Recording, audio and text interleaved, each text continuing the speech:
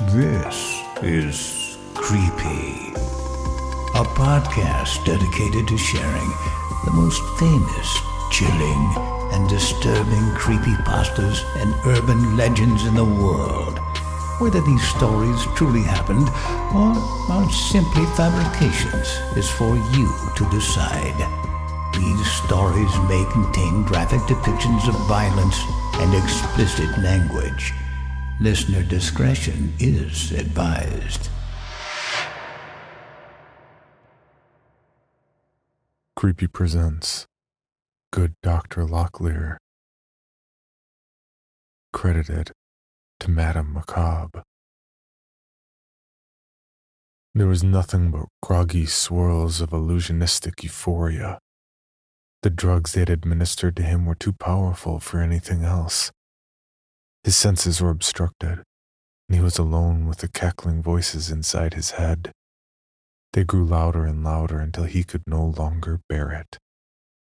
He tried desperately to claw at his face, to do anything to hush the dull roar, but it was in vain. As his arms were strapped securely to his chest by the straitjacket that subdued him, he collapsed onto the doughy floor beneath him.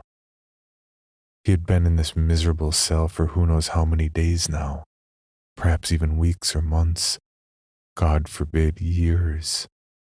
He had long since lost track of time, yet he did not care. Those damn fools. Who the hell did they think they were, locking him up? Him, a man of science, a bringer of societal advances, and a hero to mankind. They would regret this, all of them. If they would not have him as their savior, they would have him as their end maker. His brow twitched for a moment as he willed away the powerful headache that always seemed to follow the voices. It was agonizing, yet he was glad for it. The pain seemed to flush his mind of the heavy psychotropic drugs that the nurses had given him in an effort to keep him from harming himself. Funny. Because it wasn't his own safety they would need to fear for. As the pain subdued and his vision began to clear, he lay quietly in his cell. It was dark, and the only sound was that of his own shaky breaths. Shaking off the last of the grogginess, he tried to focus. Yes, this would be the day. Now that his mind was free from the iron grip of the drugs, it all came rushing back to him. It had indeed been months that he had been locked up in this damned place. He had been captured inside the home of one of his patients. He couldn't for the life of him understand why the police had busted down the door and taken him away by force. It had to have been the work of an enemy, or a rival practitioner that would benefit from his absence. That was the only logical explanation. In all his years of service to humanity, he'd only ever striven to help people. He cared a great deal for his patients, and they certainly were far better off with him in their lives. So why this? For a moment he thought back to a previous patient, a sweet little girl named Anna. She was no more than 7 years old. He remembered how weak and sickly she was before he began treating her. Her lungs were weak, and she could barely walk on her own. Without treatment, he assumed she probably would not have made it to 8. Tragically, no matter how hard he willed it, he could not picture her face. Those vile bastards would pay for robbing him of his precious memories. Had he been able to finish her treatment? Was she now strong and healthy enough to play with the other little girls? It was killing him. Just then he heard the rusty creak of the door to his holding cell. As if snapped from a daze, his mind began rapidly buzzing over the details he had prepared over the previous months during his short periods of consciousness between medication doses. This would indeed be his last night in cell 399. Consciousness rushing back to him, he dove to the wall directly to his left. He could just barely make out the familiar circular shape of one of the buttons attached to the padded material that covered the room. He swiftly leaned forward and gingerly wrapped his teeth around it, pulling as quickly as he could manage without snapping the feeble string attaching it to the plush white fabric. This night had been a long time coming. Over the last month, he had slaved away in secrecy to bring the fruits of his efforts to harvest. His plan was ingenious, and if his hands weren't strapped firmly to his chest, he would have given himself a pat on the back. He froze for a moment. The creaking of the door handle stopped. He could hear muffled speech outside of his cell, followed by footsteps that gradually grew fainter. A lucky break. Another patient had likely begun to make a fuss, buying him more time before the night nurse came to check in on him. He resumed gently pulling on the button until a carefully carved square of the plush fabric came popping out. He spat it to the floor and peered into the newly revealed crevice to reveal what would be the master key to his escape. Weeks ago, in one of his brief moments of consciousness, he'd been struck with a brilliant idea in how he could finally be free from this torturous stronghold. Thus, for the following weeks, he began to prepare. During one of his feeding periods, one of the only times he was let out of his cell, and had the majority of his restraints removed, he had managed to nab a fork. He would have preferred a knife, but these people were not complete idiots, and only allowed blunt butter knives in the cafeteria, which were quite honestly less useful than a fork. He stealthily slid it down through the collar of his shirt while the security staff was preoccupied with another patient who had refused to eat and had begun harassing another patient. He made certain to be extra well behaved on his way back to his cell, and didn't even fight as they fitted him back into his straitjacket. This worked well as because of his willingness to cooperate. They didn't feel the need to search him as thoroughly as usual. He then patiently sat in silence as he waited for the lights to go out for the night. Once he was in total darkness, free from the prying eye of the security cams, he waited for his eyes to adjust to the darkness. Once he could see a foot or two in front of him, he got straight to work. He knew that the padding was about 3 inches thick, and if he were to carefully carve a portion out, it would leave a handy little compartment for storing a tool for his escape. He had never before been so thankful for his skillful career as a surgeon than when he slowly retrieved the fork from his shirt with his teeth and began the agonizingly slow process of carving out a neat and minimally noticeable line in the padding. He worked through the entire night, and by morning, he had only completed the first of 4 sides. He was just able to stash the fork within the slit of fabric before the nurse came to retrieve him for breakfast. He was agonizingly tired, but the thought of his imminent escape sustained him. Over the following week, he had completed the carving. The following feeding period, he was able to discard the now horribly mangled fork without being noticed. Tonight would be one of rest, but soon he would be enacting the second step of his plan. Every day, at precisely 2 p.m. in the afternoon, he would have a checkup with his regular doctor, who would check his vitals and administer his daily dosage of sedatives. He made his best effort to be pleasant and obedient around this doctor. He had done such a good job of this that eventually the doctor began calling him his star patient and began decreasing his dosages.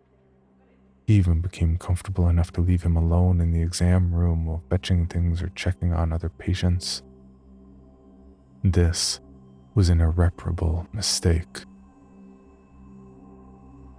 Over the course of the following weeks, during the periods of full cognitive function before the doses of drugs, he would make careful mental notes of the layout of the exam room. One day, to his extreme delight, in the corner of his eye, he spotted the contents of the drawer that the doctor was grabbing a syringe from. Next to the sterile needles were a plethora of sharp, clean scalpels. Now that would do the trick. The next day, as he sat waiting for the doctor to administer his daily dosage of mind-numbing drugs, there was a shriek in the hallway. One of the nurses burst into the door, covered in blood, and began screaming for the doctor to assist her.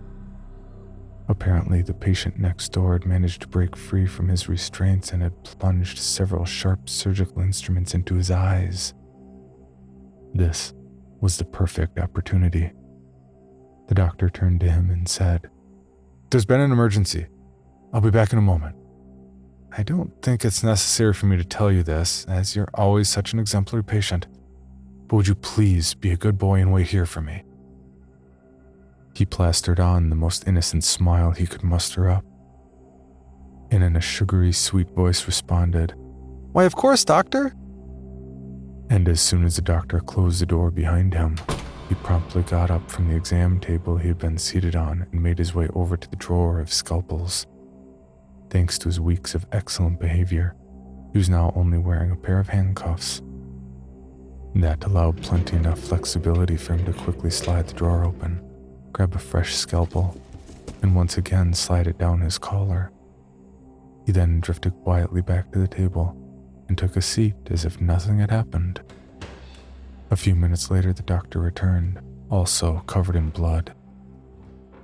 "That bastard must have given him hell," he silently chuckled to himself. Once again, he resumed playing the good boy and did exactly as he was told, all the way back to his little cell. He then waited in silence until, once again, the lights went out. He then removed the carved portion of the wall with his teeth, and in the same manner with which he removed the fork, he grabbed the scalpel from the inside of his collar, very glad it still had its little cap on, and tucked it away into the cushy little chamber before tucking the carved portion back in place once more. It would only be a matter of days now before he made his move. He jumped at the sound of the holding cell door beginning to creak open. Whatever fuss the patient next door had been making hadn't lasted long enough. He wasn't ready. Damn whoever caused this stir and gave him a false sense of security. But he had no choice but to go on with the plan. Tonight was the night. It had to happen tonight, or it wouldn't happen at all. The normal night nurse, Gertrude, was an ox of a woman. Even if he weren't still slightly sedated, or in any restraints at all, he knew better than to try his luck against her. She would make quick work of him, snapping him in two like a twig. However, tonight was different. For the past month, every third Friday, a sweet young woman named Emily would shadow Gertrude, training to become a full-fledged night nurse herself. It just so happened that tonight was her first night on the job, all by herself. She was the only one on patrol on both floors 3 and 4. That is, unless you count Ernie, the security guard, if you could even call him that. He was a heavy man, to say the least, and had grown a little too accustomed to letting Gertrude take care of all the muscle work. He wouldn't be a challenge in the slightest. How fortunate for him that his good behavior had gotten him moved to a low-risk ward. Poor sweet Emily was a lovely young thing. Slender, elegant frame, soft skin that looked as though it could be made of porcelain. Not to mention her lovely auburn curls. Why, had fate not been so cruel, and circumstances been different? He figured he very much may have fancied her. But fate hadn't been kind, and these were the circumstances. And though they would never be together, she would be his savior. Her delicate frame and lack of experience would pave the way to his escape. For that, he would make sure she wouldn't suffer. As quick as he could, he dove for the crevice in the wall. He clenched onto the scalpel with his teeth and once again slid it down the front of his collar. He hurriedly shoved the square of padding back into place, and with barely enough time, he rolled over onto his stomach and lay still, as if the sedatives were still active, and began moaning pathetically. Not a second later, and Emily had made her way into the cell. Sympathetically, she reached down and put a comforting hand on his back. "What's the matter, dear?" she said in a sweet voice. He nearly reconsidered the whole plot right then and there, but her innocence would not be enough to save her. My arms. I can't feel them," he wailed. "Oh dear, what medications are you on? Let me get my chart." "No," he gasped. "No, please. I beg you, just look at them. They burn like fire and I can't move them." She frowned for a moment, but he just laid face down on the floor, howling in agony. Her heart ached for him, and after a moment's hesitation, she began to undo the straps. He lay there whimpering, not moving a muscle. She knew better than this, but this was Dr. Harrison's star patient. If she could afford to bend the rules for anyone, it was this man, whom during her entire time working at the sanitarium was so well behaved. He never gave anyone trouble. So gentle that he wouldn't dream to hurt even a fly. And who knows, perhaps the treatment really was working, and this man was nearly cured. It would just be inhumane to stand there and watch him writhe in agony. His breathing slowed as the last of the buckles were undone. He gave a slight shiver as Emily heaved with all her might to sit him upright once more, where she could begin to examine his arms. She went slowly up and down, pressing into different points, asking whether it hurt more or less. He sat quietly and well behaved until she released his arms. She scratched her head in confusion as she tried to figure out the cause of his mysterious ailment. Finally, she gave a sigh and said, "I'm just not sure what could be causing this. I'll have to go get that chart. Perhaps it's a reaction to a new medication." Just as she turned her head to the door, he slipped his hand down the collar of the straitjacket. His arms were still in the pointy little sleeves, but he was able to get a firm grip upon the handle. He popped the lid off with his teeth, and then, faster than the poor girl could glance back at him, he had pounced. He held her crushingly tight with his left arm and pulled her close. She struggled with all her might, but still his grip did not break.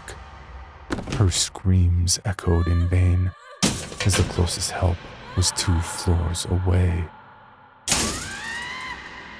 He tried to hush her, whispering gently in her ear, "Hush now, love. You won't feel a thing."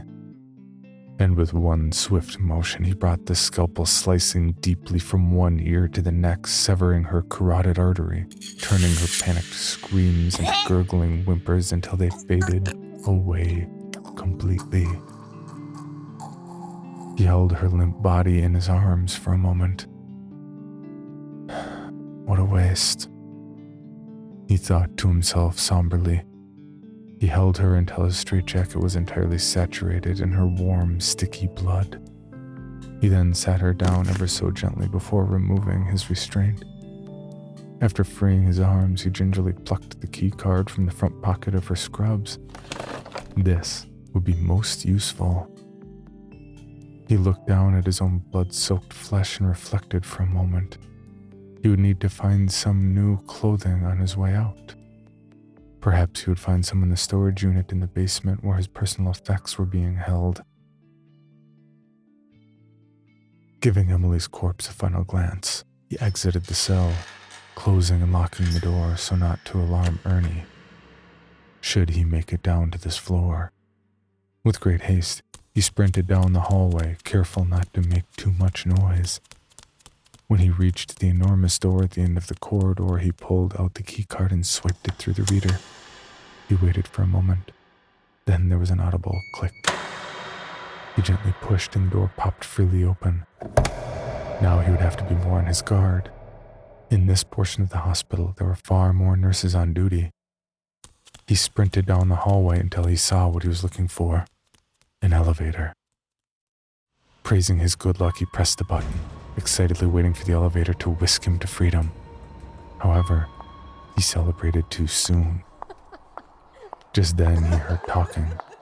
2 voices, right around the corner. He threw himself away from the elevator and wedged himself between a nearby vending machine and the wall. The 2 nurses did not see him and kept talking as they came to a stop in front of the elevator. However, they went silent as one of them reached for the button, seeing it was already lit. They glanced up and down the hallway, but before they could say anything, the elevator let out a ding as it arrived on their floor. They simply shrugged and said, "We have got to get the maintenance guy to look at this old thing. I'm surprised it's still operating." As they boarded, he let out a sigh of relief as the elevator door came to a close. Though now he had to find a different way down. He pried himself out of his hiding place and peered around the corner. Fortunately, the stairs were straight ahead. He made a dash for the door before any more nurses had a chance to make their way through the busy hallway. He soon tucked out of sight into the drafty stairway. It was dim and the lights flickered ominously. He thought for a moment that it built quite the frightening atmosphere, but then chuckled because, he supposed, he was the monster lurking in this dark place. His footsteps echoed lightly as he made his way down. 2, 1, and then basement. Just what he needed. He pulled out his key card once more and swiped it to gain entrance to the door. It clacked open a little more stubbornly than the last one. He cautiously pushed through, just enough to peek in. There wasn't a soul to be seen, so he merely made his way down the corridor. He glanced at a laminated map of the floor plan that someone had stapled to the wall. The storage room in which the personal effects of patients 300 to 399 were kept was just a little further ahead. With a quickened pace, he soon found the room. Once more he pulled out his trusty key card. He swiped it, waiting eagerly for the door to pop open. But something was wrong. There was no click, and the door stood just as stubbornly firm as before. He began to panic. He hadn't accounted for this. He would have to find another key, kill another nurse, and spend even more of his precious dwindling time. In a wave of frustration, he violently swiped the card once more. To his immense relief, this time, he was met with a welcome click of the lock. He quickly pushed the door open and slipped inside. It was a fairly large room, filled with locker after locker from floor to ceiling. He looked around, trying to find a map of the room so as to pinpoint the location of his locker. Then he noticed a desk at the opposite wall. It was cluttered with some old files and what looked to be a broken old computer. But there was something else. A thick old journal. Despite the fleeting time, his curiosity overcame him and he moved in to pick it up. He thumbed to the middle and found it to be notes about another patient. Number 355. He knew that guy. He was there when he was first brought in. Intrigued, he flipped through the pages until he came across patient 399. He leaned in a bit closer in an attempt to read the chicken scratch the author had left there. Terrible handwriting seemed to be a common trait among all doctors. He froze upon what he read. It couldn't be true. There was no way. He tossed the journal to the side and began digging through the old folders until he found his own. As he opened it, photographs came spilling out onto the desk in front of him. His eyes widened at the horrors that lay before him. So many bodies, neatly lined upon gurneys, yet so thoughtlessly mutilated. Torsos ripped open with rotten entrails leaking out, bloated and sour with decay. All missing body parts. Some had clearly had their eyes torn out, with nothing but hollow, decaying sockets in their place. Others were missing important internal organs. It was a baffling sight. All the missing organs had clearly been removed with delicate care, yet the rest of their bodies were violently mutilated, as if in a fit of immense rage. There was photo after photo of these horrors. In disgust, he threw them to the floor and then snatched what appeared to be a copy of an old police report. He then began reading it with shaking hands.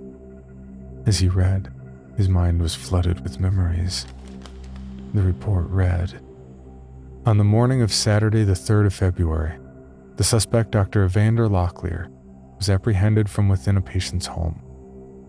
The night before, detectives discovered the horrors that lied in a secret workshop that lay directly below his clinic.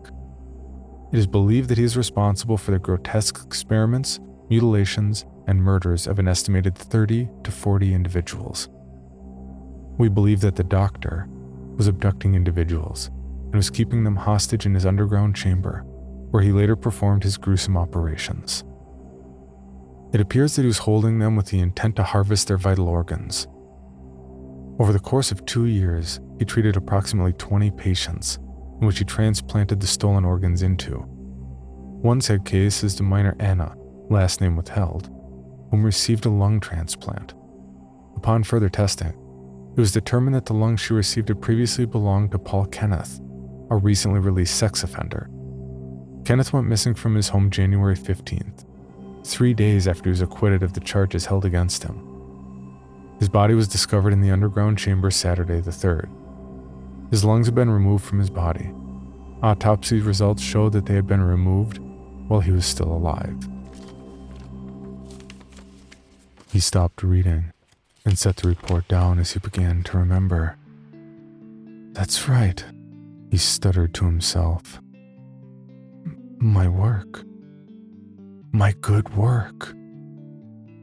He had been the savior of the good and innocent, those who were refused treatment and sentenced to death merely because they were too poor to afford proper treatment.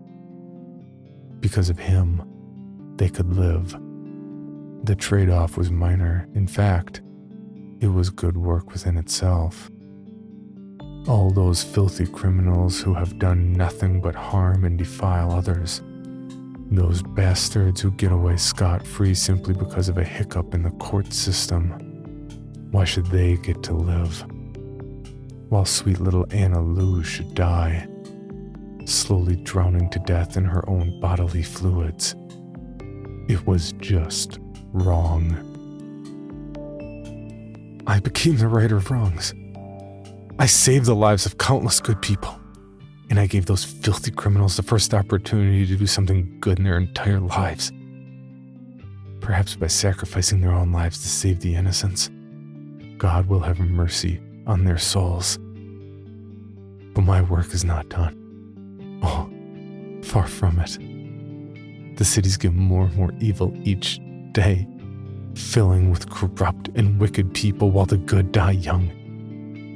I'll need to work in double speed now, and this time, I won't be stopped. From there, he slowly wound his way back through the lockers. He stopped in front of locker 399 and popped it open. From within, he found the clothes that he had been arrested in, a long, dark burgundy hooded cloak, and a blood-covered plague doctor's mask. He quickly slipped them on, and without so much as a glance, he left the storage room and went out through the emergency exit.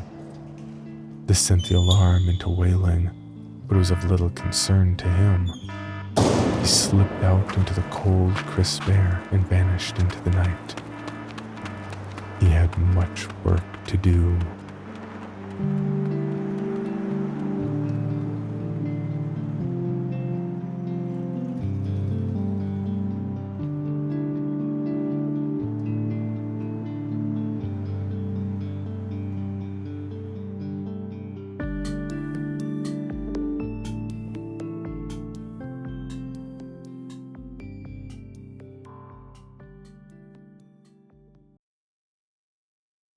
For more information, including pictures and videos of the stories told on this podcast, or to suggest stories for future episodes, please visit us at CreepyPod on Twitter, Instagram, and Facebook. Or email us at creepypod@gmail.com. All stories told on this podcast can be found at creepypastawikia.com and are protected by a Creative Commons license. Some rights reserved unless otherwise stated.